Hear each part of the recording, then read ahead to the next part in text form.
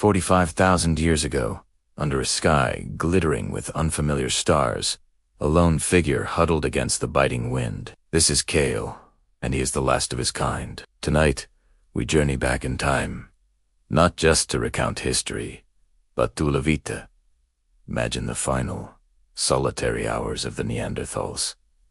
What did he see? What did he feel? This isn't just a story of extinction. It's a story of survival, of memory, and of the last breath taken by a people who walked this earth for 300,000 years. The world Kale knew was vast and unforgiving. The great ice sheets were in retreat, and the landscape was changing faster than his people could adapt. But the cold was not their only challenge. Newcomers had arrived, anatomically modern humans, our direct ancestors. They were different, taller, more slender, with minds that worked in new, creative ways. For generations, Neanderthals and Homo sapiens coexisted, sometimes clashing, sometimes even intermingling, a fact etched into the DNA of many of us today. But coexistence was becoming impossible. The resources were scarce, the competition for hunting grounds fierce. The newcomers, with their sophisticated tools, wider social networks, and perhaps a more abstract way of thinking, held a decisive advantage. Kale's clan, once strong, had dwindled, one by one, succumbing to hunger, to conflict, to the relentless pressure of a changing world. Now, only he remained. As dusk settles, Kale checks his spear. The flint tip, napped with a skill passed down through 1,000 generations, is still sharp. It's a Mousterian point, a hallmark of Neanderthal technology.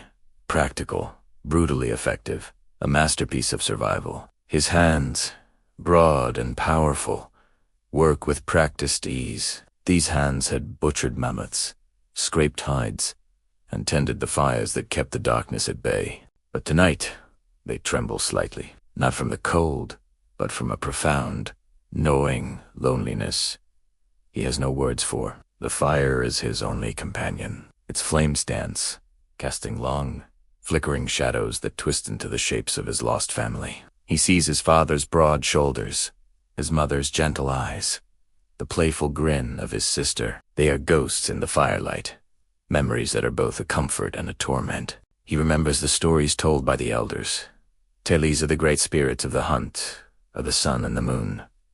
Did he pray? We don't know. Neanderthals buried their dead, sometimes with offerings like flowers and tools, suggesting a grasp of symbolism, perhaps even a nascent spirituality. As Kale stares into the embers, is he contemplating an afterlife? Is he hoping to be reunited with his clan in a spirit world, a land of endless hunt? Or is he simply overwhelmed by the silence? The familiar calls of his kin are gone, replaced by the howl of a distant wolf and the rustle of the wind through the sparse pines. The world had become terrifyingly quiet. Hunger gnaws at his belly. He gnaws on a strip of dried meat, the last of his provisions from a scrawny ibex caught days ago. Hunting alone is a desperate gamble. Neanderthals were apex predators, but they hunted in groups, using their collective strength and strategic thinking to bring down formidable prey like woolly rhinos and cave bears. Alone, Kale is vulnerable. He is both hunter and hunted. He scans the darkness beyond the fire's glow, his large eyes, adapted for the low light of Pleistocene Europe, miss nothing. A snapped twig, a shadow that moves every sound is a potential threat, or a fleeting chance for a meal. He is on high alert, a state of constant tension that has worn him down for weeks, maybe months. The newcomers, the others, as his people called them, were never far. He remembers seeing them from a distance. They were noisy, their camps filled with a cacophony of chatter and laughter. They decorated themselves with shells and painted symbols on cave walls, a vibrant, expressive culture that was utterly alien to his own. He recalls the strange, melodic sounds they made, perhaps music from a bone flute. Was it fear he felt, or curiosity? Perhaps a bit of both. He knew they were part of the reason he was alone. They were more numerous, more organized, and they seemed to claim the land with an unstoppable certainty. They weren't necessarily evil, just ... successful. An invasive species, in ecological terms, that had outcompeted his own. As the night deepens, a profound weariness settles over Kale. It's more than just physical exhaustion. It's the weight of being the last, the end of a lineage. Every skill he possesses, every memory he holds, every story he was ever told, it all ends with him. There is no one to pass it on to. No child to teach how to track a bison.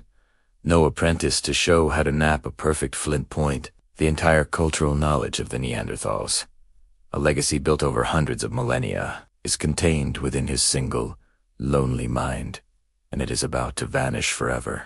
It's an extinction, not of a species, but of a world. A unique way of being human is about to be extinguished. He pulls his fur cloak tighter, the scent of smoke and old leather a faint reminder of his clan. He looks up at the moon, a silent, silver witness to his vigil.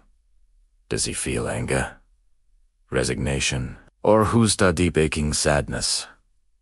We can only speculate, but in his imagined solitude, we can feel the echo of a profound loss. He is the final chapter in a long and epic story. In the distance, a new sound drifts on the wind, a faint, rhythmic beat of a drum from the camp of the others. It is the sound of the future, a future he will not be a part of. Kale closes his eyes. He is here. The fire sputters, its light beginning to fade. In the vast, cold darkness of prehistoric Europe, the last Neanderthal prepares to meet the dawn, or perhaps the end of his night. His legacy, however, is not entirely gone. It lives on, in small fragments, within the DNA of billions of humans today, a ghostly whisper from a lost world, reminding us that we were not always alone. Thank you for joining us on this journey into the deep past. The story of the Neanderthals is a powerful reminder of how fragile existence can be, and how interconnected the human story truly is. If you found this exploration fascinating, please like this video, subscribe to our channel for more deep dives into history, and hit the notification bell so you never miss an update. We'd love to hear your thoughts in the comments below. Until next time, stay curious.